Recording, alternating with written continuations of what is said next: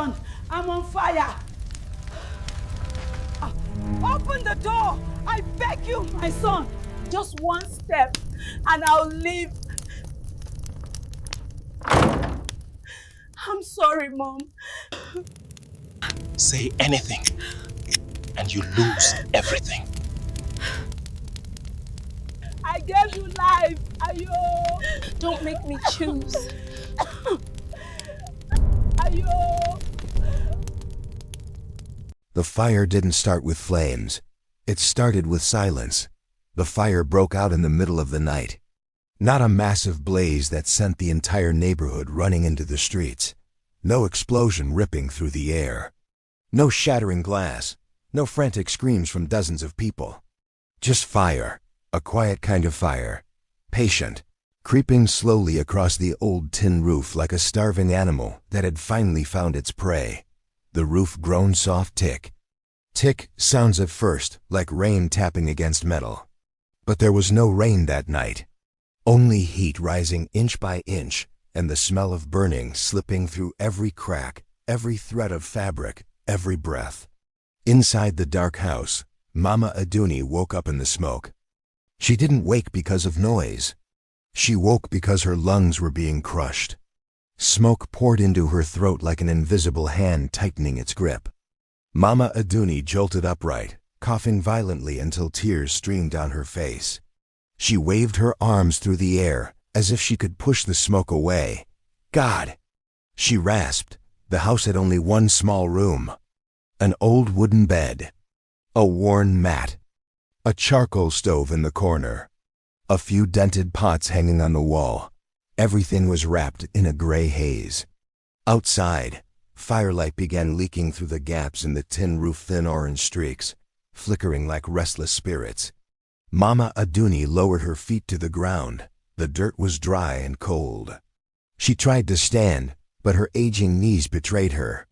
She collapsed instantly, another wave of coughing crashing over her.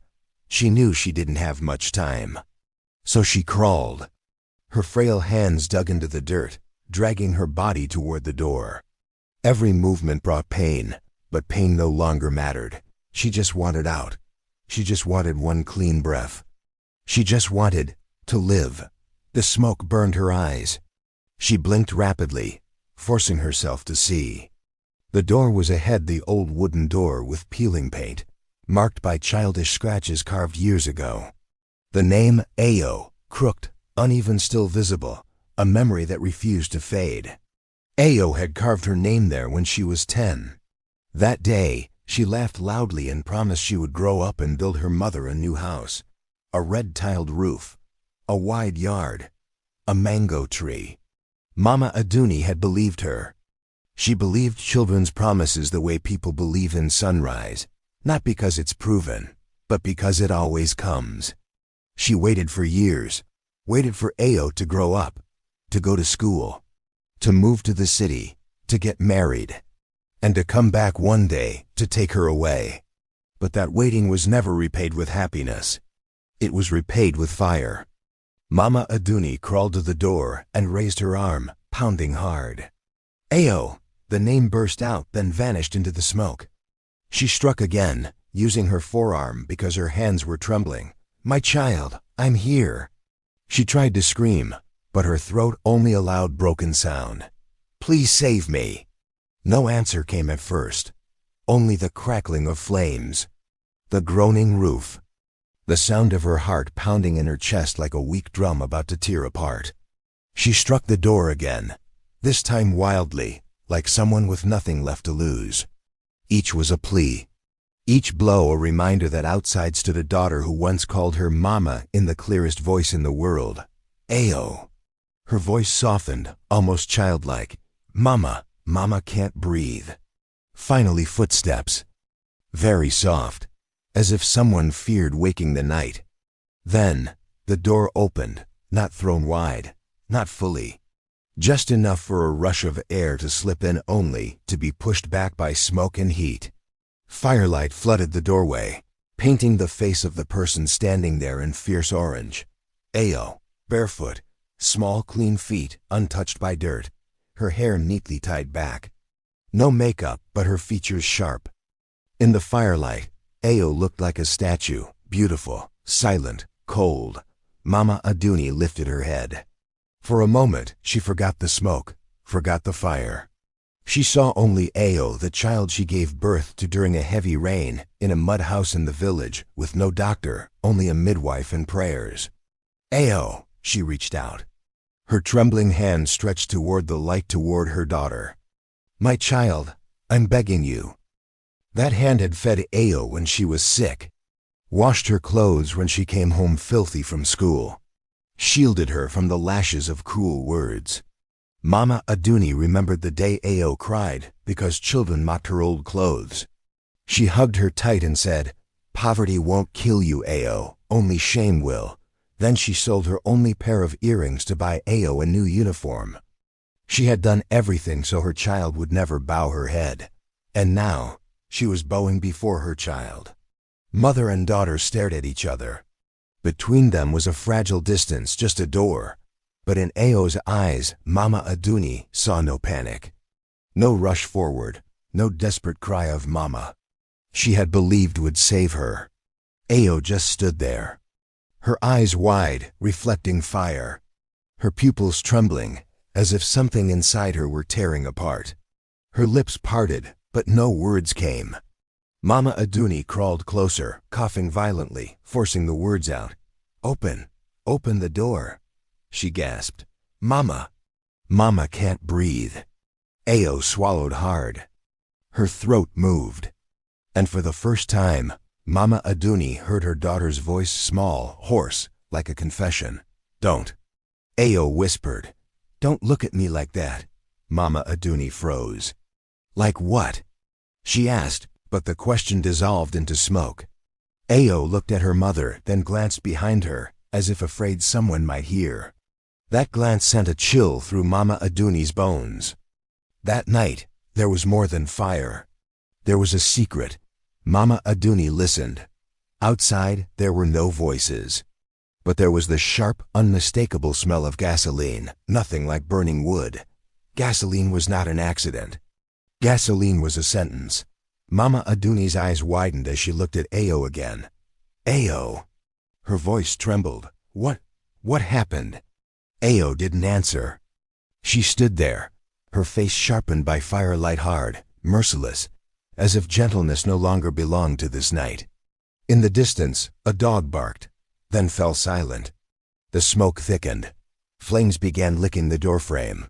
The heat grew so intense Mama Aduni felt her skin being roasted. She reached out again, this time not to beg, but to grab her daughter, to pull her back, as if touch alone could return Ao to the humanity she had raised. "Ao, Mama begs you."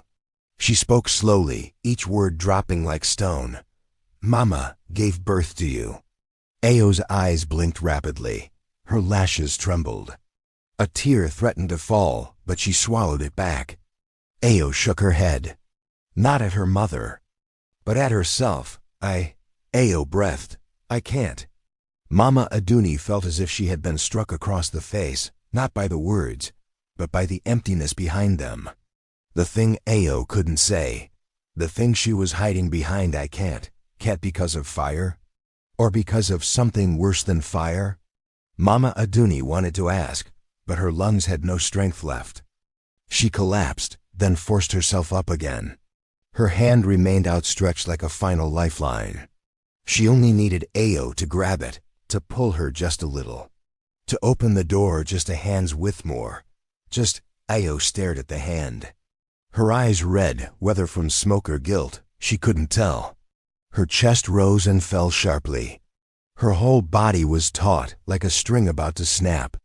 Then very slowly, Ao stepped back, just one step. But Mama Aduni felt as if her daughter had stepped out of her entire life. Ao didn't scream, didn't call for help, didn't run for water, didn't rush forward.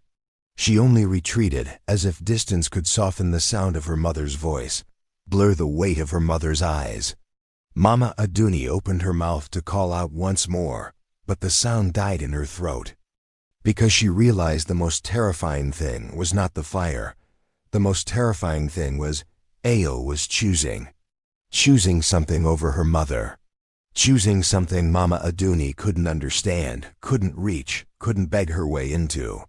She saw Ayo's hand rise and press against the door. That young hand once held hers through hunger, once wiped sweat from her brow when she was ill, once hugged her and promised never to leave her behind.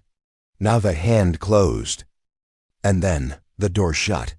3 years ago, Ayo got married. It was not a grand wedding. There was no glittering stage, no long procession of cars rolling through the streets. But to Ayo, it was still a doorway, one that opened her out of her old life. A life of waking before dawn, of smoke clinging to her clothes, of bowing her head beneath looks of quiet pity. The man she married was named Cunnel. Cunnel had money. Not the loud kind that begged to be seen, but the quiet kind that came with power. He did business with men who, when they entered a room, made everyone else lower their voices. Cunnel knew when to stay silent, how to smile just enough, and how to make people understand that he did not owe them explanations. Cunnel had status. He never had to mention it. Others did it for him. And Cunnel had a new house outside the city of Abadan-wide, bright, immaculate. A house with no smell of damp earth, no rusted tin roof, no cracks in the walls like wrinkles carved by time. Ayo entered that marriage carrying a mixture of gratitude and fear, grateful that she had finally escaped poverty, afraid because she knew every door comes with a price. From the beginning, Cunnel was clear. He didn't say it on their wedding day. He didn't say it during those first nights, when Ayo was still learning how to sleep on a bed 3 times wider than the mat in her mother's house. Cunnel said it on an ordinary afternoon, as they sat in the living room, sunlight filtering through pristine white curtains. "You can't bring your mother to live with us," Cunnel said evenly, as if discussing the weather. "People would laugh at me." Ayo thought she had misheard. She turned to her husband, searching his face for a hint of a joke, but Cunnel wasn't smiling. He stared ahead, glass in hand, fingers tapping lightly against it. "Laugh? Why?" Ayo asked, her voice smaller now. Cunnel shrugged. "Because a man like me," he said, "shouldn't live with a poor old woman. It's not a good look, not a good look." The words hung in the air like a verdict with no appeal. Cunnel never hit Mama Aduni, never insulted her, never called her names. He simply didn't want her to exist in his life. To Cunnel, Mama Aduni was something out of place, a stain on a carefully arranged picture. An old woman with a bent back, slow speech, hands that always smelled of kitchen smoke and herbal medicine. Every time she entered the new house, Cunnel felt as though poverty followed her in, clinging to the curtains, the sofa, even the air. Ayo saw it. She saw the look in Cunnel's eyes whenever her mother visited, not open irritation, but a cold endurance. As if he were counting the minutes until Mama Aduni left. As if every breath her mother took in that house were an offense. Mama Aduni saw it too. She never said anything, but what mother doesn't know when she has become a burden? She sat upright on the chair, hands folded neatly in her lap, careful not to touch anything.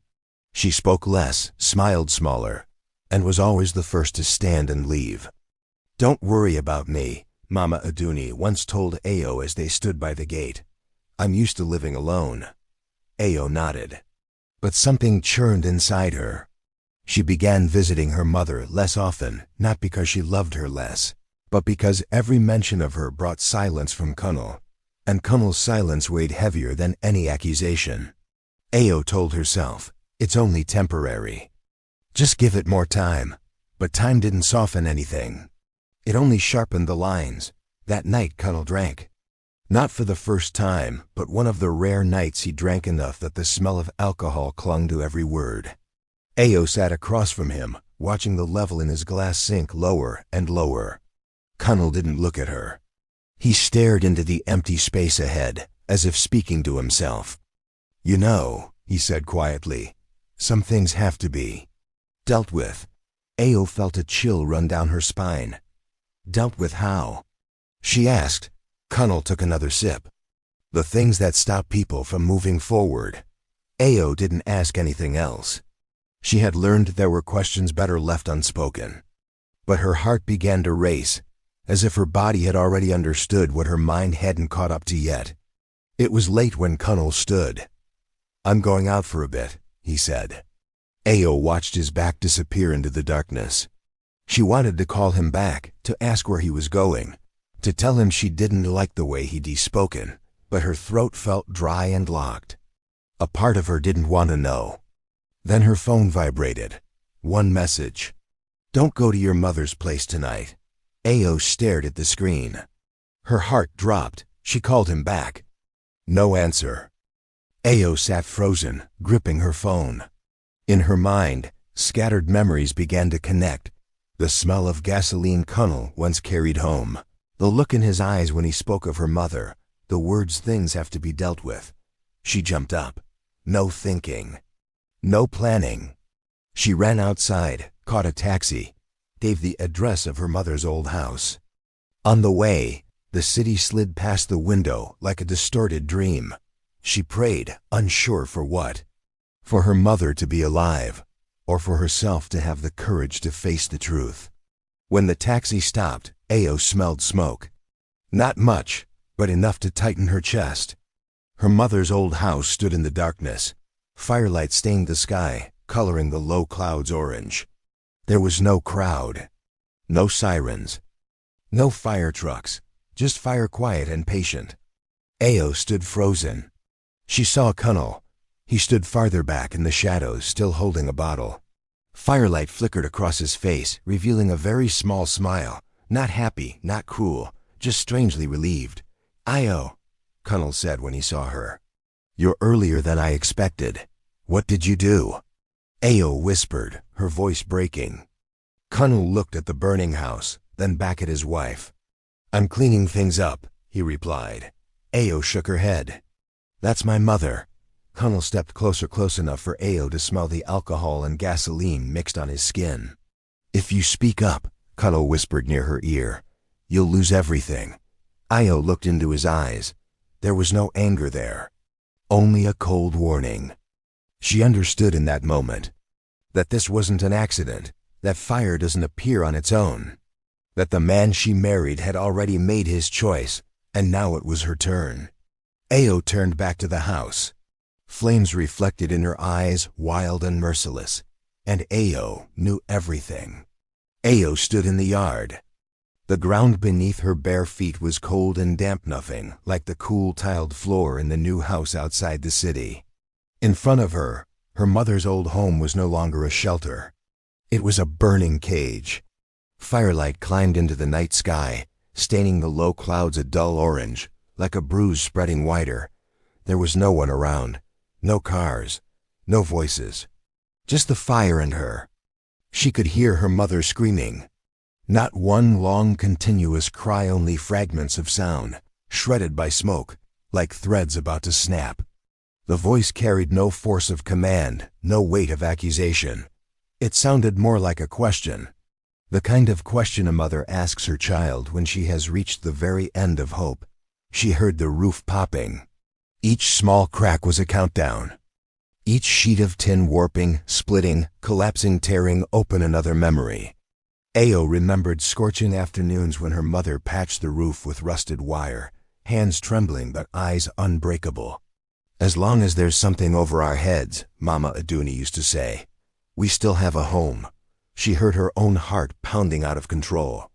So fast it made her ears ring. Not the rhythm of fear of fire, the rhythm of a choice pressing against her ribs, leaving no room to breathe.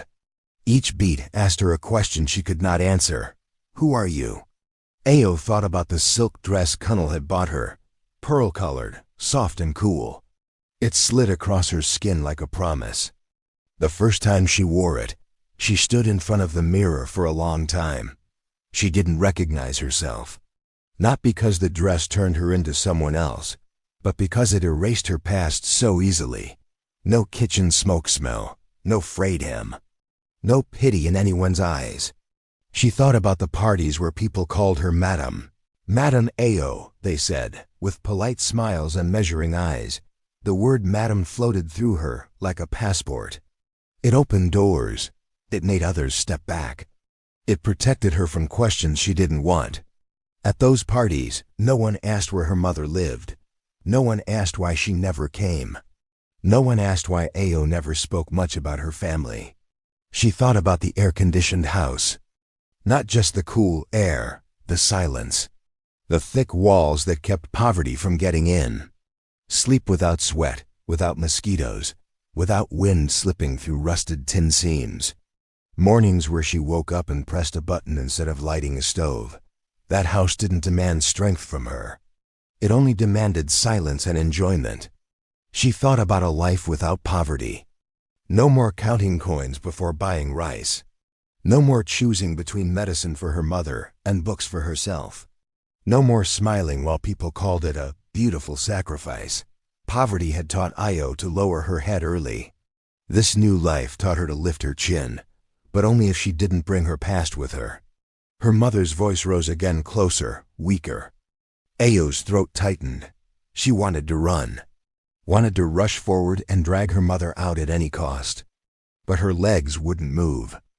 Her bare feet felt rooted to the ground, as if the earth itself were holding her in place, reminding her there are steps you can undo. Cunnel whispered, not loud, not urgent.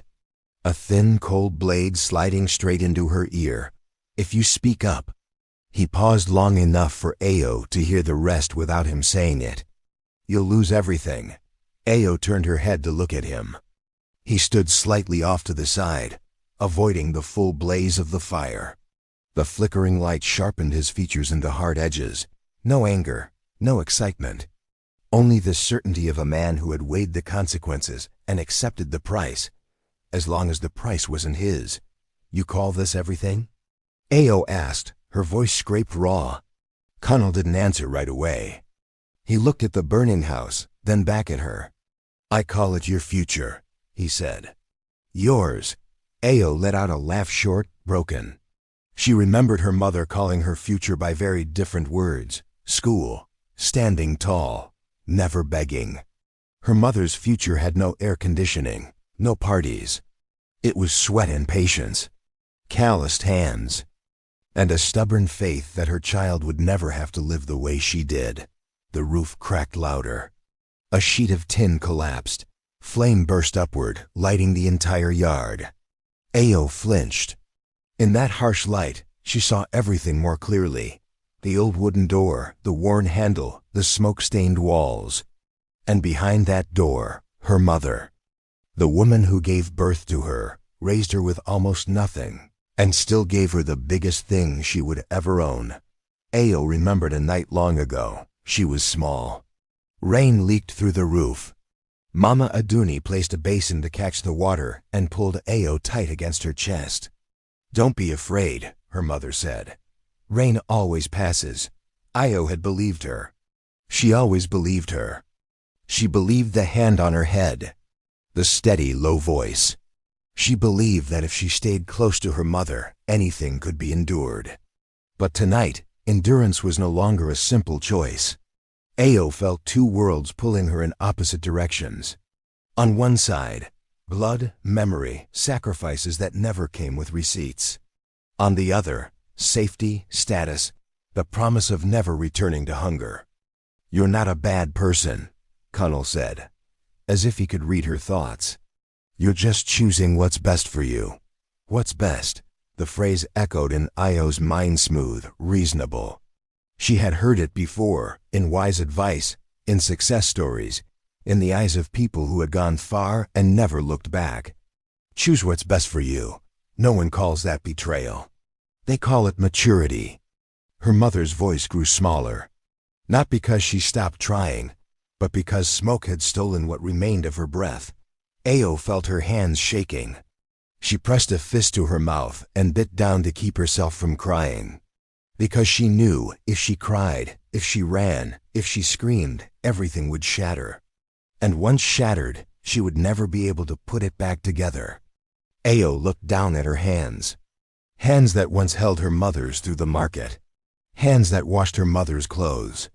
Hands that later took Cunnel's money, learned to sign papers she never fully read. Those hands had grown used to receiving. And now they hesitated at the thought of giving up everything this new life had given her. "You're still young," Connell continued, his voice softer now. "You can't let the past drag you down, the past." Ao closed her eyes.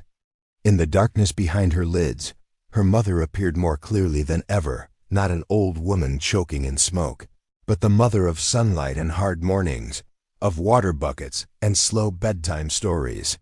A mother made of present steady, unconditional. A sharp pain ran down Ao's spine. Not physical pain. The pain of cutting off a piece of herself just to keep living. She understood perfectly that there would be no applause for this choice, no witnesses, no one to name it. It would live inside her, silent and stubborn, like a scar that never fully heals. She took a deep breath. Smoke burned her lungs. She opened her eyes. In front of her was fire. Behind her was Connell. Inside her chest were two heartbeats, one from the present, one from the past, out of sync, never becoming one. Ao shut her eyes. Not out of hatred, not out of cruelty. Only because she was terrified of losing her new life. People said Mama Aduni died in an accident. They said the old house had been too decayed, that all it took was a single spark. They said it was the charcoal stove or an oil lamp. No one remembered exactly, which made the quiet fire in the night perfectly reasonable. They said it, then nodded, as if everything had been neatly arranged into an explanation easy enough to swallow. No one investigated. No one asked. Not because there was no suspicion, but because suspicion requires time, paperwork, and uncomfortable questions. That house on the outskirts of Ibadan wasn't a place worth attention. The woman who died there had no influence, no protection, no name heavy enough to pull anyone out of their chair. The news passed through the village like a tired wind. It brushed one ear, slipped past another, then disappeared. Some people shook their heads in quiet regret. Some sighed. Some murmured a familiar prayer, then returned to their dinners. Ao stood among the whispers like a shadow. She wore black, not elaborate mourning clothes. Just a dark, modest dress enough to draw no attention, no makeup. Hair neatly tied back. Everything about her was appropriate, timely, fitting for the role of a daughter who had just lost her mother. She cried very little. Not because she didn't hurt, but because she had cried too much that night, tears no one saw, falling in darkness, without sobs, without hands to wipe them away. By morning, the tears had run dry, like a well filled in with earth. She cried just enough. Enough for people to nod and say, she loved her mother. Enough so no one asked more. Enough for her to keep standing. The funeral was brief. No large wreaths. No long speeches. Just a few neighbors, a few distant relatives, and eyes that watched Ao with quiet curiosity. People looked at her the way they look at a sad story that has ended, sympathetic, but unwilling to hold on to it. The coffin was sealed. Ao stood there, hands clasped, back straight. As the coffin was lowered into the ground, there was a moment when she felt the earth beneath her feet collapsing as well. But she didn't fall. She had learned how to stand still while everything inside her caved in. Connell stood beside her. He wore dark clothes, his expression solemn enough to appear trustworthy. He didn't cry. He simply placed a hand on Ao's back, a light, measured gesture, just enough for others to see that he was a proper husband. Ao felt the warmth of it, and for a brief moment, she hated her own body for having grown accustomed to that safety. After the funeral, people gathered in small clusters. Questions slipped into the condolences. Was anyone with her that night? The house was very old, wasn't it? So sad, all alone. Ao answered with nods, with soft yeses, with a silence carefully measured. Each question was a needle brushing her skin, not enough to draw blood, but enough to remind her the wound was still there. Then someone asked directly. A man, his voice not unkind, just habitually curious. Did you see anything? The question hovered in the air like a stone dropped into still water. All eyes turned to Ao. Connell's hand tightened slightly against hers, a small familiar signal. Ao felt her throat burn dry. In her mind, that night rose sharper than ever. The firelight, the smell of gasoline, her mother's voice, the roof cracking open. All of it crashed into her at once, like a sudden wave to the chest. She opened her mouth. No, just one word. Not a story, not an explanation, just a short, round, clean syllable. It fell to the ground and rolled away, leaving no trace. No, the man nodded. Yeah, must have been an accident, he said, as if Ayo's answer had confirmed it. The conversation shifted. People spoke about the weather, about work, about other things. The question had been asked, the answer given. There was nothing left to dig into. Ayo remained still. She felt her heartbeat slow, not with relief, but because something inside her had just frozen solid. It wasn't a lie. A lie requires memory to edit the truth, to remember what was said, to whom, and when. It requires fear of being exposed. No was different. It added nothing, took nothing away. It simply erased. It erased the fire from the story. Erased the smell of gasoline. Erased her mother's trembling hand from the shared memory. No was a door closing softly, firmly. That night, after everyone had gone, Ayo stood alone in the living room of the new house. The air conditioner hummed steadily, cool air brushing her shoulders. No smoke, no screams, no firelight flickering on the walls. Connell poured her a glass of water. You did the right thing, he said quietly. It's over now. Ayo took the glass. Her hand didn't shake. She drank, feeling the cold slide down her throat. She thought of her mother, who used to say cool water was the most precious thing on a hot day. She set the glass down and said nothing. Late that night, Ayo lay in bed. She didn't sleep. Every time she closed her eyes, she saw the door. Her mother's hand. Her mother's eyes looking straight at her, without blame, without anger, only a question that had no words. Why? Ayo opened her eyes. The ceiling was spotless, without cracks. She raised a hand to cover her face, as if she could block out memory. But memory doesn't need light to exist. It lives in breath, in the silence between heartbeats. The next day, life went on. Ayo returned to the parties, to the greetings of Madam, to polite handshakes. No one mentioned Mama Aduni again. No one asked if Ayo was all right. Everything moved forward as if there had never been a fire, never an old mother who died in the night. And that was when Ayo understood the most terrifying thing of all. Silence doesn't need power. It doesn't need weapons. It doesn't need a visible villain. It only needs one person to say no at the right moment. One single word. Not a lie, but a delayed death sentence. Connell was never arrested for the fire. There were no handcuffs. No flashing lights at the gate. No morning when his name was called out in front of a crowd. Everything passed so quietly that one could almost believe the night of flames had never existed, as if the old house were nothing more than a faint dot on a map and the woman who died inside it, just a small line of news carried away by the wind. Connell went on living. He returned to long evenings in the spacious living room, feet resting on the low table, a glass of liquor in his hand. The television stayed on, unwatched.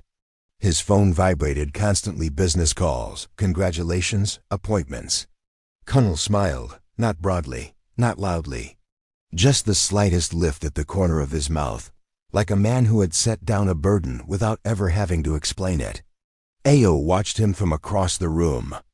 She learned to look at Connell the way one looks at a wall, not touching it, not questioning it, not searching for cracks.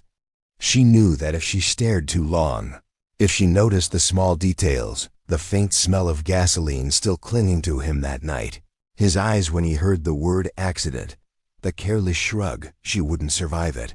Connell drank, not out of sorrow, not out of guilt. He drank out of habit, as a way of marking time.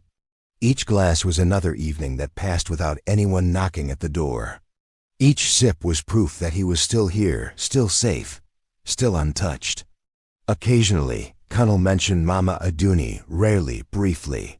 A tragedy, he said once, when someone asked after Ayo. But everyone has to go someday.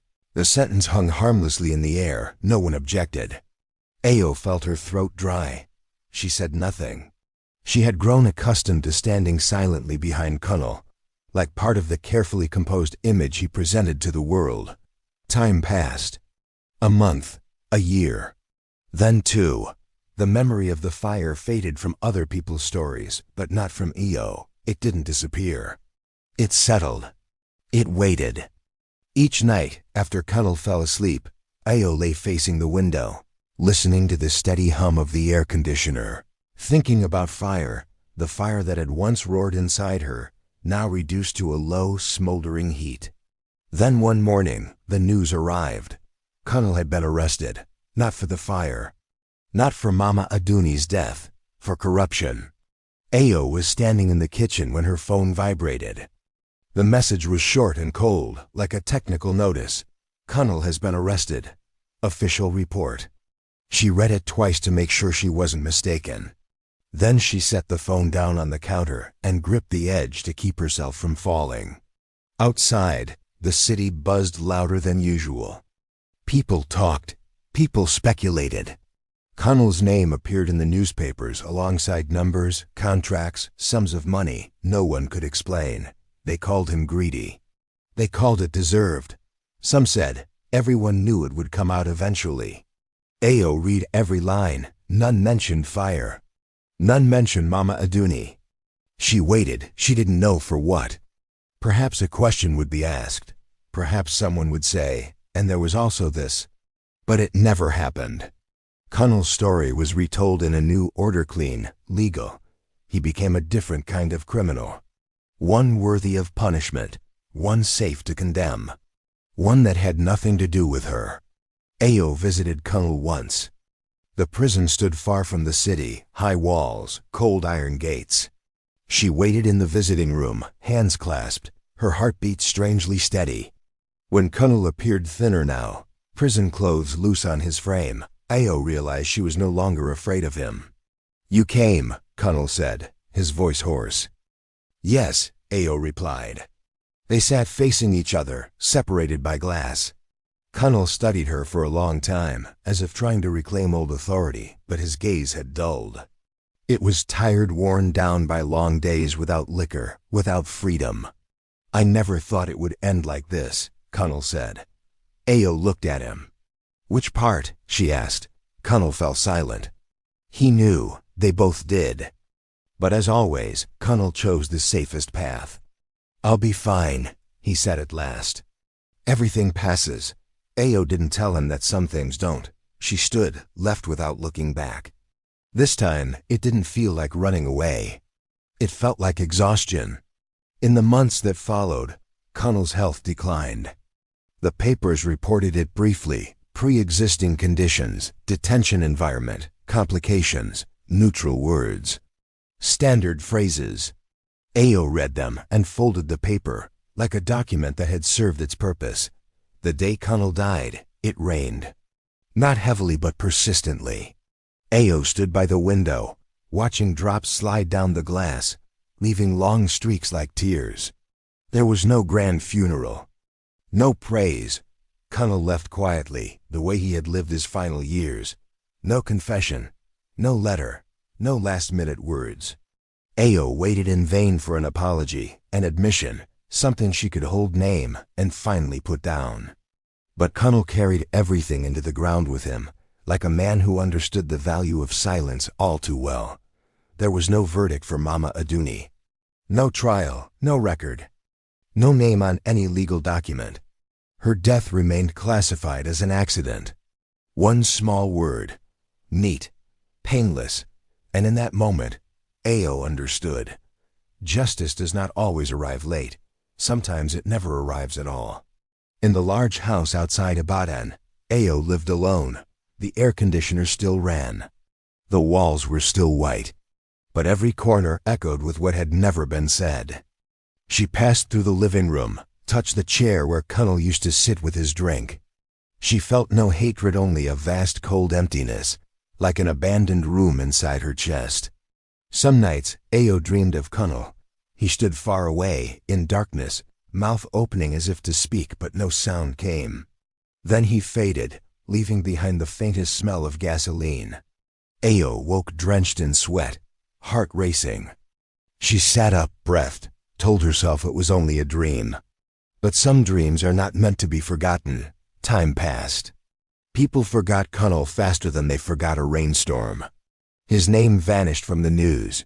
News stories took its place. Ao moved with the current calm on the surface, heavy beneath. She came to understand one simple, brutal truth. Connell didn't escape justice because he was clever.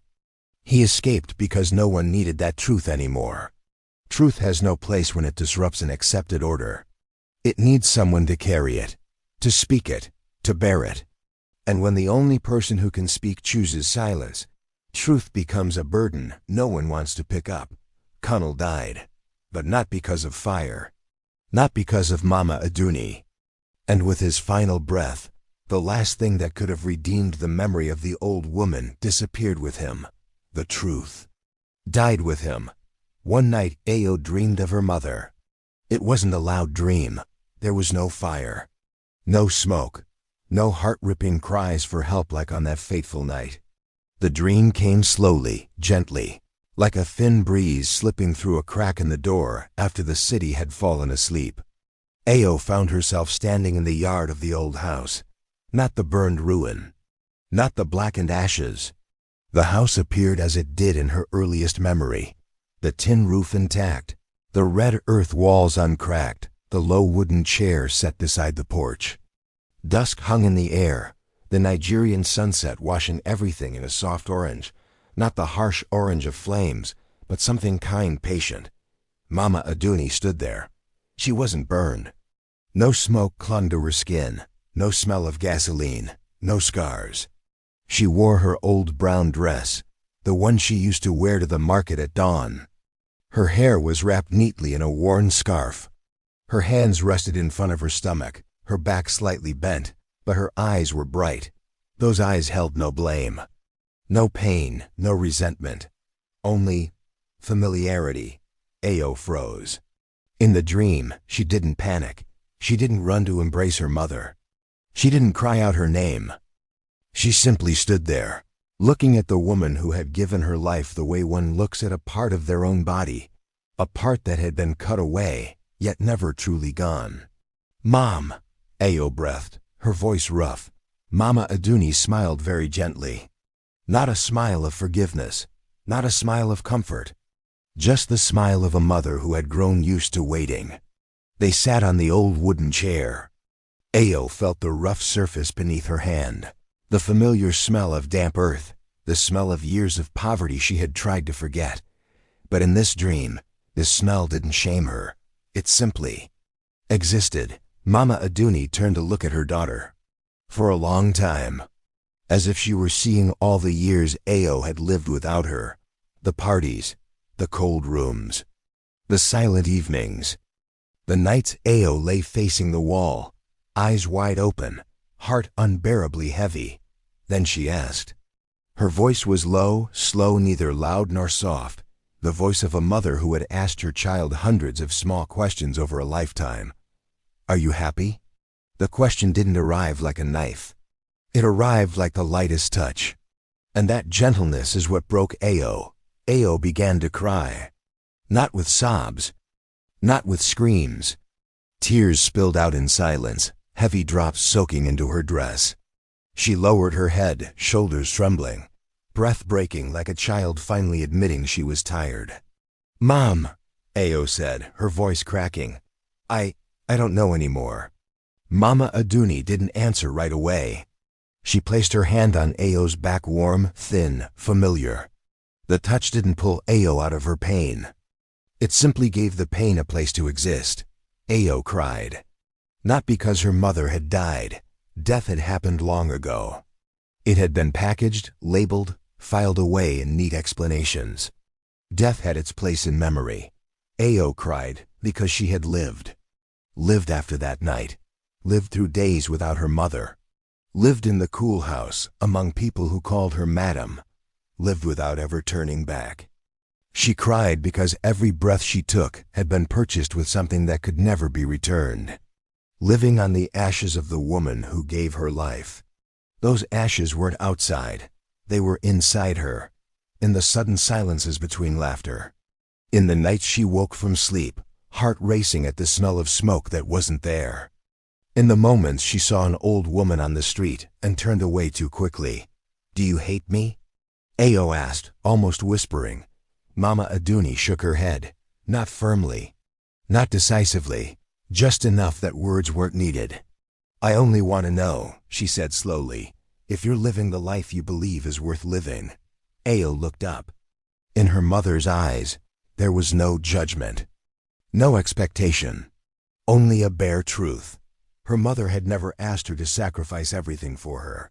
She had only hoped Ao wouldn't have to sacrifice herself in order to live. And something inside Ao cracked open, not like an explosion, but like a wall quietly splitting down the middle. She understood. It wasn't Kunnel who killed her mother, not the fire, not the old house. Those were only tools. What completed the death was silence. Her silence in the moment she should have screamed. Her silence when she should have run forward. Her silence wrapped in reasonable explanations, in fear of loss, in promises of a better life. Ao understood then that silence isn't avoidance. It is an action. An action that leaves no fingerprints, no blood, no evidence.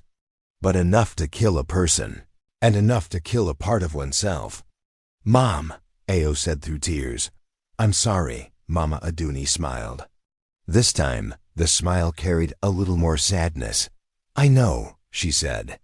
"You had to choose." The words didn't free Ao. They only confirmed what she already knew. Some choices have no return. The dream began to fade. The sunset dissolved into darkness. The house blurred. Mama Aduni stood, stepped back once. "Ao," she called.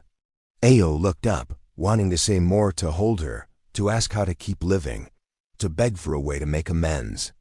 But Mama Aduni only looked at her for a long time. Then the image vanished. Ao woke in the cold room.